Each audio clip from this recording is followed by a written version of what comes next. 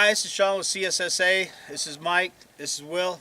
We decided to come out and make a video about the BRX01 from Boom Racing, about things we like about it, things we've learned about it, and things that when you're putting one together, you should really understand how the setup and everything works. We're out here in the Arizona desert before sunrise. So here we go. And we've been here for a long time. For like an hour. Yeah. Well, some of us have, some of us haven't. Some came a little late. Okay, so kind of a little breakdown. Sean's is actually a prototype, so he does not have the famous number that you're going to get with yours as you open it up. If you're talented, you can do that really well. Every vehicle comes with a number. Mine's number 144, and then you have this cool little VIN number, and it's on this engraved plate. I kind of thought that was a nice little taste. Something different, something special, something that kind of makes you feel like you have like real personal ownership of the RC. I liked that. I thought that was a neat little feature that Jason added in there. I'm gonna give him a thumbs up on that one. All right, I think my favorite thing about the whole deal, and I think everybody who owns one of these, the biggest thing I like about it is the anti-torque twist, where one drive shaft spins the other way than from the other one. So when you're pulling a big vertical, you don't have that crazy one tire trying to come up off the ground the whole entire time. I think that that's probably everybody's biggest favorite thing about it, is the fact that it opens up your ability to drive without having to constantly second guess how things are going to go. One of my favorite things on the BRX is it's pretty much ready to go right out of the box. We had outstanding performance. This yellow one, as we said, was a prototype. We had an outstanding performance out of it, just straight out of the box. We were able to do lines like right behind us, straight up, and it was just far exceeded our expectations just straight out of the box. The kit versions out of the box work very well. The tires grip really well, better than any ready-to-run vehicle or kit that I've seen before. It works really well. Now, when it comes to scale realism, fabulous scale realism. What helps to add to that is the fact that the way your body hooks on has this cool little lever here that it has a groove that the body fits down into, closes down over real tight. At the bottom right under here, there's a couple screws. 3 millimeter and you're in game. And mine has a quick release. If you saw me do that while he was doing his, there is an optional quick release up on the front that you can do and add that. It's relatively cheap, and it makes it nice and quick and easy to do.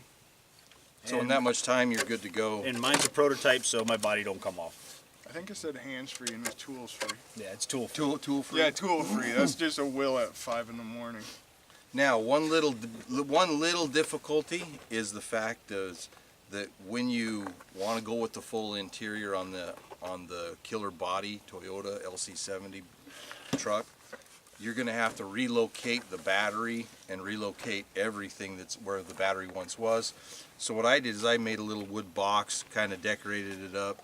I have this fancy little rubber band, and everything essentially can go right in the back of the toolbox.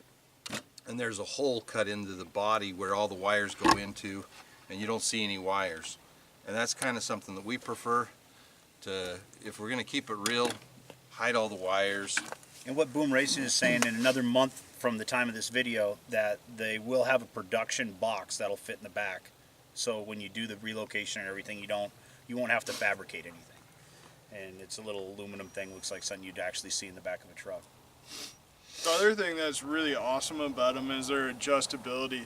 You have different shock locations for your shock towers. You have 2 different options that you can do for your front.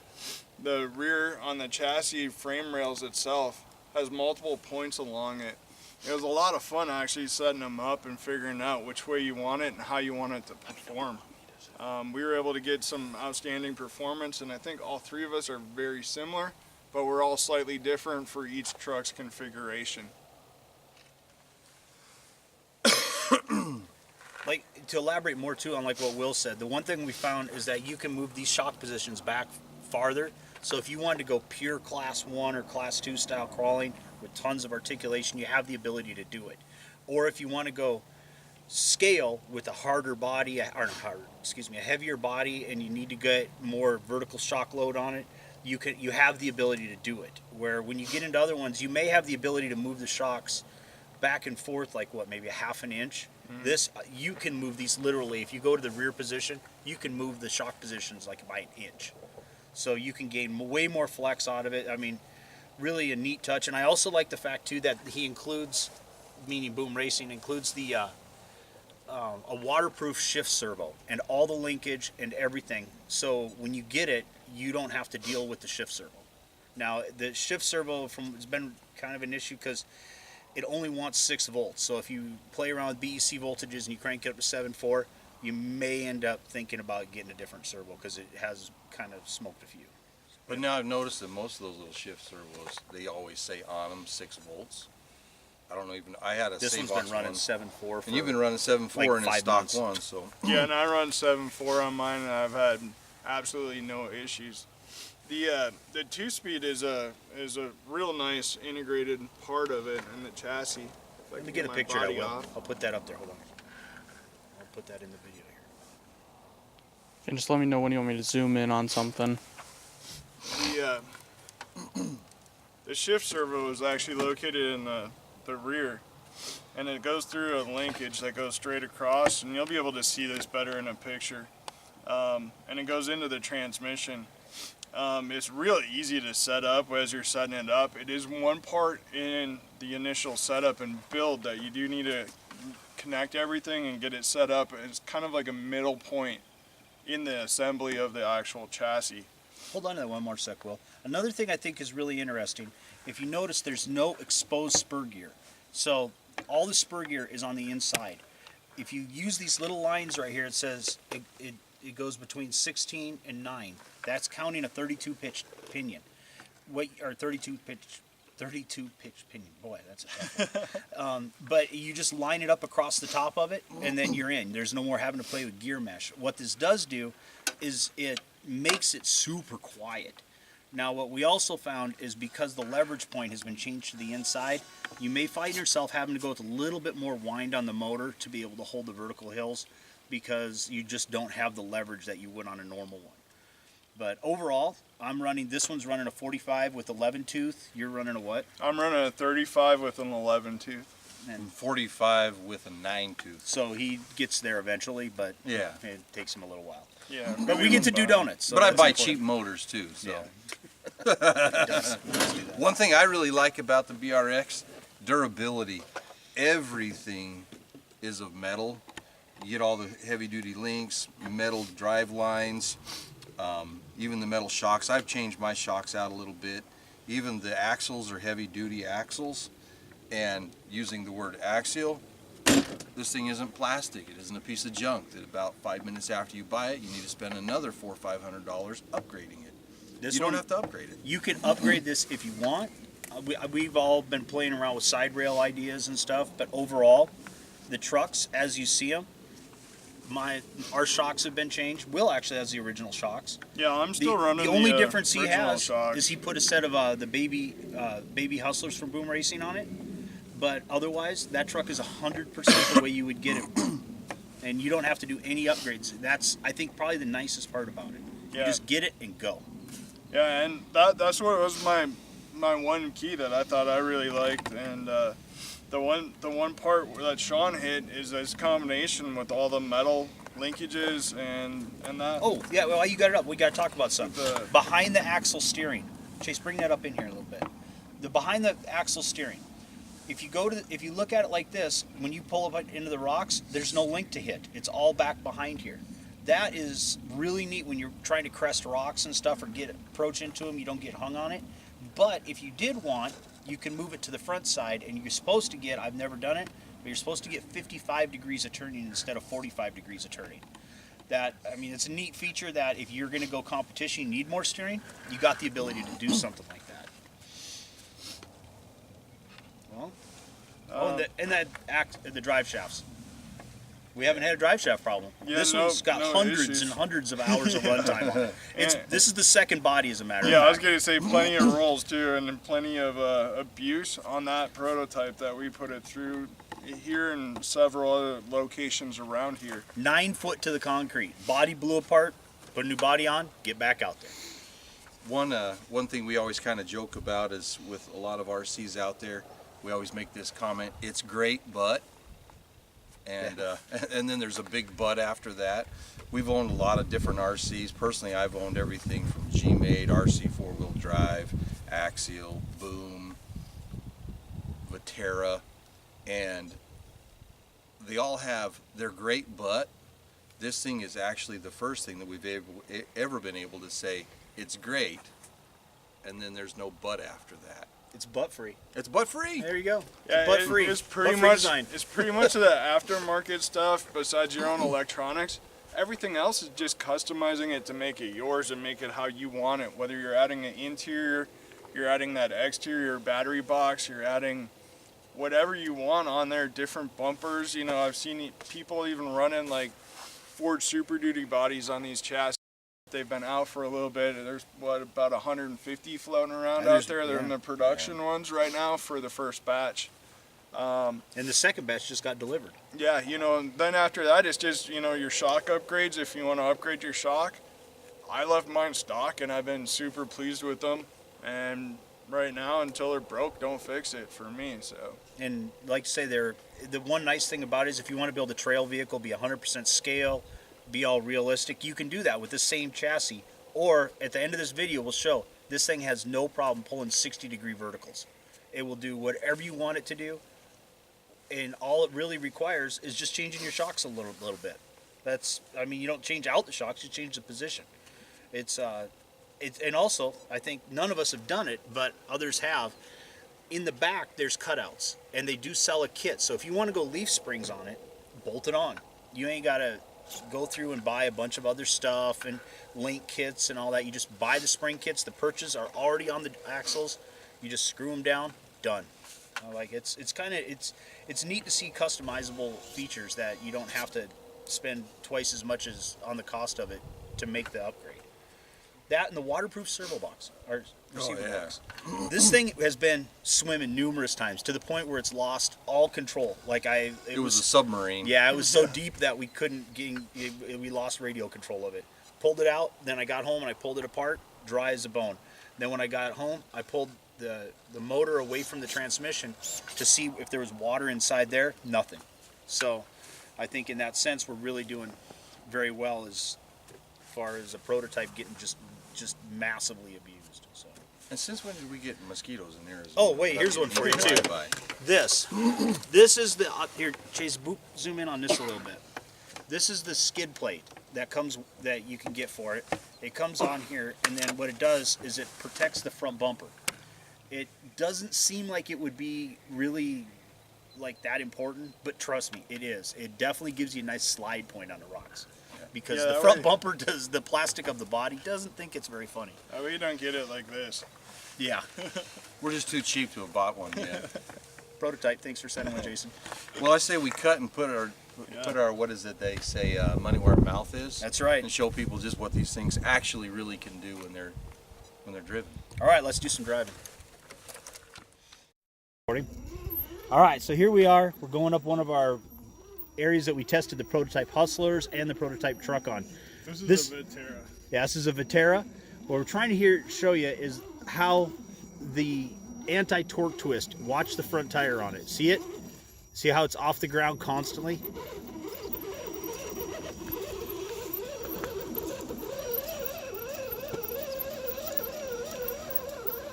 Now, what we're going to do, now Mike is taking the exact same line here with my truck. This is 100% the way it would come stock, with the exception of different shocks, and it has the Boom Racing Baby Hustlers. Now watch the front tire. And it's in high gear. And it's in high gear. And how little it fought to even try it. Right. Now, Mike's going to run his truck up. Where's it at, Mike? Right behind you. Mike's going to bring his truck up. And this is what tires are these ones, Mike? These are the RC 4-wheel drive Wrangler MTs or whatever. They're supposed to be fabulous tires, but And now the watch difference. the traction difference. High gear again. And I'm spinning like a banshee. But as you can see, there was no crazy throttle tricks, nothing like that. It was definitely just not holding the traction as well. Yellow up. All right, so this is one of our favorite lines right here at our favorite crawling spot.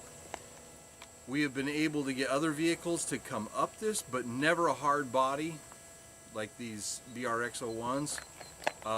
We've measured the angle at over 65. Sean actually has an app on his phone. Chase, He's can you gonna get in show on this? just Yeah. how steep Oh. at the very end of it is. 70 what? 4. 74 degrees at the And very end. at its weakest point, it's still 40. What was that, Chase? 45? 45, yeah. degrees at its weakest point. Chase, zoom up here to me. That way you can kind of get an idea of what plumb is. I'm standing plumb, unless as much as I do without leaning to one side. So we're going to take turns driving up this so that you guys can kind of see just exactly what these BRX01 hard body vehicles can do. Okay, here we go. Here's the BRX01 prototype. It's been out here quite a few times. It's spent quite a bit of setup time out here.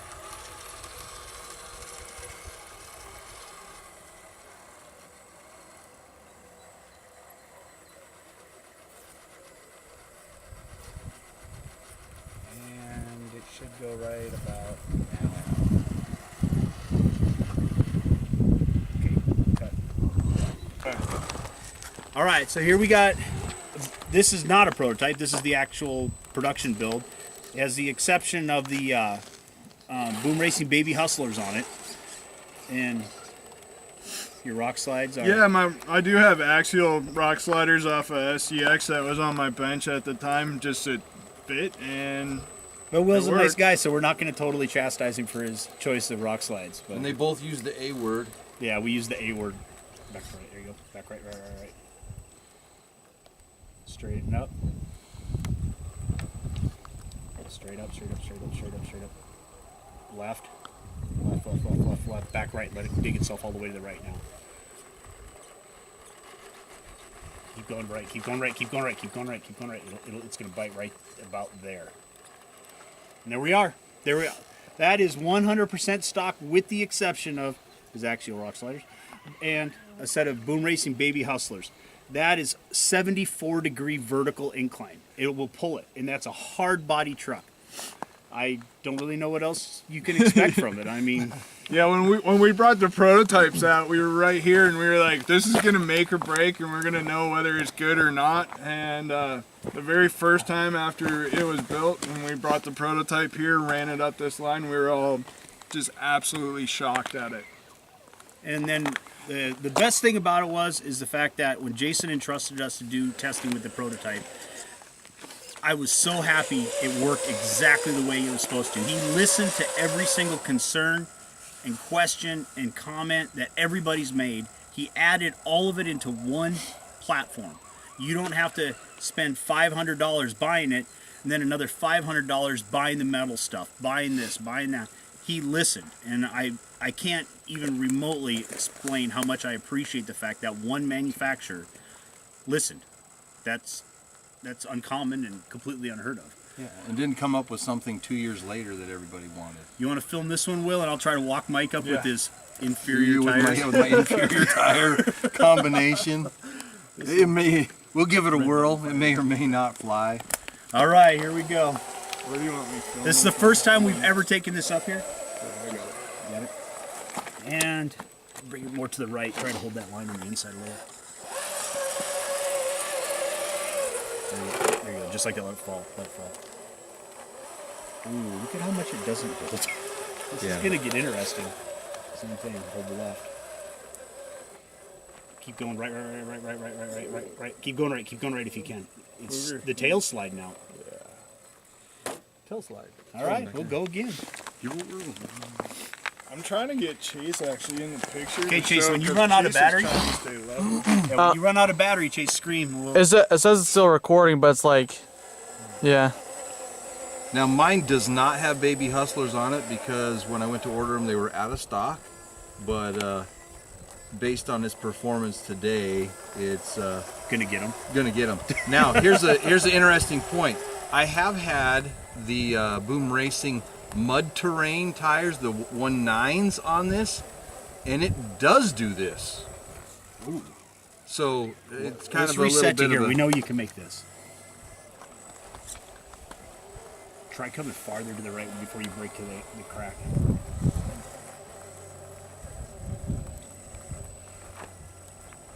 It just can't hold that left rear. Can you see that, Will? we back out of it. The left rear. When your hands aren't there in the I'm way. but like- yeah, I'm all you have worried to about catch, Mike's- so Yeah. Okay, one it's more. a And I, catch-22, man. one more, and I won't put my hands up there. Okay, I'll try and get into it a little. just If have it to falls, have Mike, you just got to cat-like- buy a new one. I will. Cat-like I'll catch reflexes. it. There we go. You see it right there when There it you go. when it Yep. done that curl over it. That's when it lost it. So what it is they just can't hold the sidewalls. Yeah, my sidewalls aren't supported. And we're also got to make a point to the fact that all of us are running identical inserts. Chase, zoom in here by my tire. You can see that it's crumpling up. It's wanting to bite the rock. So it's not a lack of traction necessarily. It's just a lack of support. Okay, well let's just pretend you made it this way. Okay, now we're right at the crack. So go left. Well, it is folding up. It's definitely Yeah. trying to bite. There's no argument about that. It's just there. There you go. So what the problem is they couldn't hold the vertical load You on can't top hold of the one vertical tire. load. I think that pretty much says it all. Yeah.